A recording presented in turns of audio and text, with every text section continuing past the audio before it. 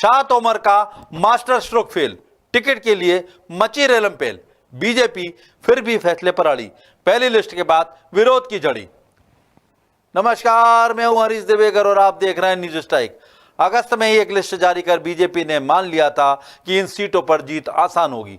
Party Congress को shock देना चाहती थी, लेकिन खुद ही झटका खा गई। उसके बाद टिकट वाली सीटों पर जो बवाल हुआ है वो छुपा है नहीं छुप रहा। ऐसी सीटें ना के बराबर है जहां खुशी खुशी नाम कबूल कर लिया गया हो या फिर कम से कम विरोध में बात बन गई हो। लेकिन बीजेपी अपने फैसले पर अडिग ही रहने वाली है, बल्कि एक और लिस्ट जारी करने की तैयारी में भी है। सूत्रों की माने तो इस लिस्ट में कई चौंकाने वाले नाम सामने आने वाले हैं। पूरा फोकस SC ST सीट और प्रत्याशियों पर हो सकता है। बीजेपी की इस जल्दबाजी से उलट कांग्रेस में टिकट सूची को लेकर कोई कोहराम नहीं मचा है। बीजेपी की खरगोश चाल के बीच कांग्रेस ने आखिर कछुआ चाल क्यों चुनी, यह बड़ा सवाल है। मध्य प्रदेश में बीजेपी की पहली लिस्ट जारी होते ही विरोधियों के जैसे पर निकल आए। हर ओर से विरोध के सुर तेज होने लगे। सोनकच्छ सीट पर विरोध इस कदर हुआ कि राजेश सोनकर के नाम का ऐलान होने के बाद बीजेपी कार्यकर्ताओं ने नरेंद्र सिंह तोमर की ही गाड़ी का घेराव कर दिया। बमुश्किल तोमर की ये कहकर जान छूटी कि नाम पर एक बार फिर से विचार करें, लेकिन ये महज एक आश्वासन भर है। सूत्रों के मुताबिक बीजेपी ने यह तय कर लिया है कि किसी भी सीट पर दोबारा विचार नहीं होगा। ये बात अलग है कि विरोध के इस नजारे को देखते हुए दूसरी सूची थोड़ी लेट जरूर हुई। पहले इसे सितंबर के पहले हफ्ते में घोषित किया जाना था, लेकिन कार्यकर्ताओं की नाराजगी को भांपते हुए फिलहाल कुछ और दिन के लिए रद्द कर दी गई है। फिर भी ये तय माना जा रहा है कि दूसरी लिस्ट भी कांग्रेस की पहली लिस्ट के पहले ही जारी हो जाएगी। सिर्फ इतना ही नहीं, अगली लिस्ट पहली लिस्ट से भी ज्यादा चौंकाने वाले नामों से भरपूर हो सकती है। दूसरी लिस्ट में बीजेपी की नजर कांग्रेस की सीटों पर होगी। बीजेपी उन SC ST सीटों पर नाम घोषित कर सकती है जहां कांग्रेस के SC ST विधायक लगातार जीत रहे हैं। इन सीटों पर कुछ अप्रत्याशित चेहरे नजर आए तो चौंकिएगा नहीं, क्योंकि यहां जीत की खातिर बीजेपी पुराने नेताओं को दरकिनार करने पर भी आमादा है। कोई हेलीकॉप्टर कैंडिडेट या सीट का कोई जमीनी नेता यहां से टिकट हासिल कर सकता है। जीत की शर्त पर बीजेपी पुराने कार्यकर्ताओं की नाराजगी मोल लेने के लिए भी पूरी तरह तैयार है। पहली लिस्ट के बाद विरोध और फिर जन आशीर्वाद यात्रा के चलते बीजेपी को मंथन करने का पूरा वक्त नहीं मिल सका, लेकिन अब दूसरी लिस्ट जारी करने में देर नहीं की जाएगी। बीजेपी दूसरी लिस्ट में अनुसूचित जाति और अनुसूचित जनजाति सीटों के ज्यादातर प्रत्याशी घोषित कर देगी। खास तौर पर जिन सुरक्षित सीटों पर कांग्रेस का कब्जा है, उन सीटों पर प्रत्याशी घोषित कर दिए जाएंगे। बीजेपी ने पहली लिस्ट में SC और ST वर्ग के 21 उम्मीदवार घोषित किए थे। दूसरी सूची में उन पर जमकर फोकस रहने वाला है। SC ST के लिए मध्य प्रदेश में 82 सीटें सुरक्षित हैं।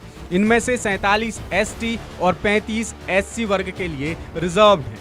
इन सीटों पर दूसरी लिस्ट के जरिए बीजेपी बड़ा उलटफेर कर सकती है। कई हारी हुई सीटों पर नए चेहरों के साथ कई विधायकों का टिकट काटा भी जा सकता है। भारतीय जनता पार्टी के कार्यकर्ता कभी भी इस प्रकार से कांग्रेस की तरह सड़कों पर विरोध प्रदर्शन करने पर विश्वास नहीं रखते। हमारा नेतृत्व के साथ उनका संवाद रहता है। अगर कोई भी इस प्रकार की आपत्ति होती है तो उसको वह नेतृत्व के समक्ष उठाते हैं और नेतृत्व उस पर जो भी निर्णय लेता है उस पर हमारे कार्यकर्ता कहीं न कहीं उसको सर्वमान्य करते हुए मजबूती के साथ भारतीय जनता पार्टी के नेतृत्व के द्वारा चुने गए प्रत्याशी को जिताने के लिए हर संभव प्रयास करते हैं। दूसरी सबसे महत्वपूर्ण बात जो SC ST सीटों की बात है, उस पर भारतीय जनता पार्टी का नेतृत्व सदैव विचारशील रहता है। भारतीय जनता पार्टी के नेतृत्व के द्वारा लिए गए निर्णय हमारे कार्यकर्ताओं के आत्मबल और कठोर परिश्रम और उसके साथ ही साथ जो हमारे डबल इंजन की सरकारों की कहीं न कहीं विकासवाद और राष्ट्रवाद की राजनीति रही है, उसके परिणाम स्वरूप हम एक बार फिर मध्य प्रदेश में कमल खिलाएंगे। 2018 से सबक लेकर बीजेपी इस बार हर सीट पर ठोक बजाकर प्रत्याशी डिक्लेयर करने के मूड में। 2018 में बीजेपी को सुरक्षित सीटों पर बड़ा नुकसान हुआ था। पार्टी ST वर्ग की 47 में से मात्र 16 सीटें ही जीत पाई थी, जबकि 2013 में पार्टी के पास एक निर्दलीय समर्थक के साथ 32 सीटें थी।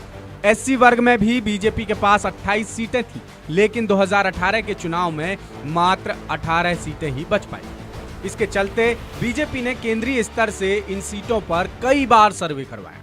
ये बात अलग है कि जिन सीटों पर सर्वे के बाद टिकट दिया जा चुका है वहां पार्टी के अपने ही कार्यकर्ता अपने प्रत्याशी के दुश्मन बन गए हैं। सबलगढ़ विधानसभा सीट सरला विजेंद्र रावत को यहां से टिकट दिया गया है। प्रदेश मंत्री रणवीर रावत ने विरोध जताया है, जो तोमर से चर्चा के बाद माने। गोहद विधानसभा सीट सिंधिया समर्थक रणवीर जाटव का टिकट कटा तो फैन आर्मी ने खून से पत्र लिखा। पिछोर से प्रीतम सिंह लोधी के नाम पर भी नाराज। चाचौड़ा से प्रियंका मीणा को टिकट मिला है तो ममता मीणा ने विरोध जताया। ममता ने कहा कि जिसे जिला पंचायत चुनावों में हराया उसे ही बीजेपी ने टिकट दे दिया। बंडा सीट पर नए चेहरे वीरेंद्र सिंह लंबरदार को टिकट दिया गया है। नया चेहरा आया तो पुराने नेता एकजुट हो गए। महाराजपुर विधानसभा सीट की बात करें तो किसान नेताओं ने यहाँ के प्रत्याशी कामाख्या प्रताप सिंह का पुतला जलाकर विरोध जताया। चित्रकूट से कांग्रेस से आए नेता सुभाष शर्मा 2018 में हारे सुरेंद्र सिंह गहरवार का विरोध कर रहे हैं। शहपुरा में पूर्व मंत्री ओम प्रकाश धुर्वे अपने ही टिकट से खुश नहीं हैं। वो डिंडौरी विधानसभा से टिकट चाहते हैं। पांडुरना में पूर्व न्यायिक अधिकारी प्रकाश उइको को टिकट मिला है तो बाहरी प्रत्याशी होने के नाते उनका विरोध हो रहा है। भोपाल उत्तर पर आलोक शर्मा का विरोध भी जारी है। झाबुआ में प्रत्याशी भानु प्रताप भूरिया के खिलाफ भानु भूरिया हटाओ सीट बचाओ के नारे लग रहे हैं। कुक्षी बाहरी बताकर जयदीप पटेल के नाम का यहाँ विरोध हो रहा है। धर्मपुरी में कालू सिंह ठाकुर का भी विरोध है। कमोबेश हर सीट पर विरोध का यही हाल है। जिन सीटों पर टिकट नहीं बटे हैं वहां भी पुराने और जमे हुए विधायकों के नाम का विरोध शुरू हो चुका है, जिसके बाद ये आसार नजर आने लगे हैं कि लिस्ट जारी करने की ये जल्दबाजी कांग्रेस को उलझाने के बजाय बीजेपी के लिए ही मुश्किल ना बन जाए। तो जो 39 सीट उन्होंने पहले घोषित की, जो कांग्रेस पार्टी के सिटिंग एमएलए थे, सेकंड लिस्ट में वो किस तरह के कैंडिडेट लेते हैं, जो सिटिंग एमएलए के अगेंस्ट लेते हैं या फिर जहां उनकी कमज़ोर स्थिति है वो लेते हैं।